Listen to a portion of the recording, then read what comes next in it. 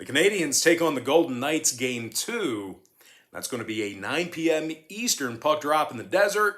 The Vegas Golden Knights are up 1-0 in this series. They're also minus 260 on their home ice. Totals 5 even. The Canadiens are plus 215 for some money line cash. And if you like them on the puck line, they're minus $1.20, catching the goal and a half. Carey Price in net for Montreal. Marc-Andre Fleury for Vegas. Now, guys, we are coming fresh off another winning day on my Patreon website yesterday. And that's going to improve our record to 5-1 in our last 6 $1.99 daily best plays on that Patreon page. And if you want to access today's $1.99 daily best play, it's only going to cost you just $1.99. And as always, just keep in mind, if you sign up for a membership on Patreon here today, you're going to get access to that content all the way through the end of June. The earlier in the month you sign up, the better. We've also gone 3-1 in our last 4 Major League Baseball tier package picks on that Patreon website as well. And the good news is we have another Major League Baseball tier package pick going off here this evening. We currently have over 1,075 members who are signed up and active on that page. And if you want to join those folks and get in on the action, link for that site is in the description section below. And once again, that's patreon.com/BrockPage. Now, guys, Marc-Andre Fleury has been an absolute beast in the net in the postseason this year. 9 wins through 13 playoff starts, 1.84 goals against average, and equally as impressive, Fleury currently has a .927 save percentage in these 2021 playoffs as well. Now, the Knights have held their opponents to 3 goals or less in 8 out of their last 9 outings. The Golden Knights also lead the NHL defensively and fewest goals allowed per game. They're giving up just 2.2 goals per contest for the entire season. Now, Vegas has been stellar on their home ice this year, 27-9 straight up at the T-Mobile Arena. They're also holding their opponents to just 26 shots on goal at the T-Mobile Arena as well. But it's not just all offense for the Golden Knights here this season. Vegas is currently in the top 3 in the league in scoring on average per contest.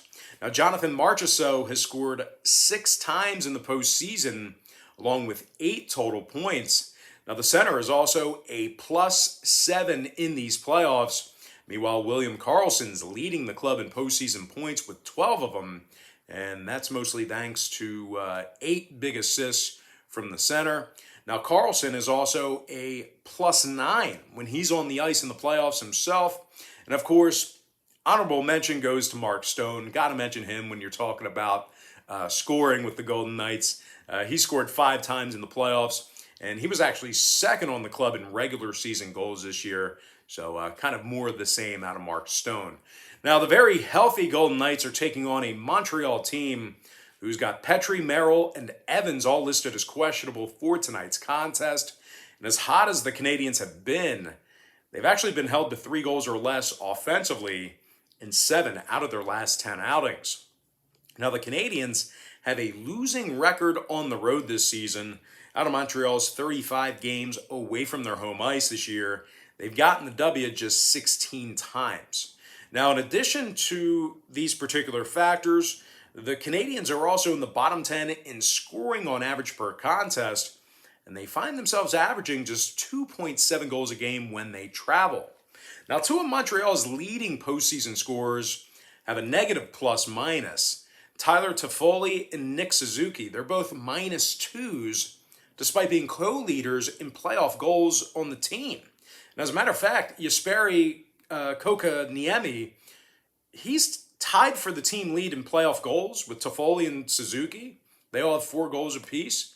But Kotkaniemi, he finds himself -5 when he's on the ice in the postseason himself. So these leading goal scorers for the Canadiens, yeah, they might be scoring goals, but great things don't happen when they're on the ice with those negative plus-minuses. But one final thing to add about Montreal, they simply have not scored late in games. They're in the bottom 3 in third period scoring for the entire season.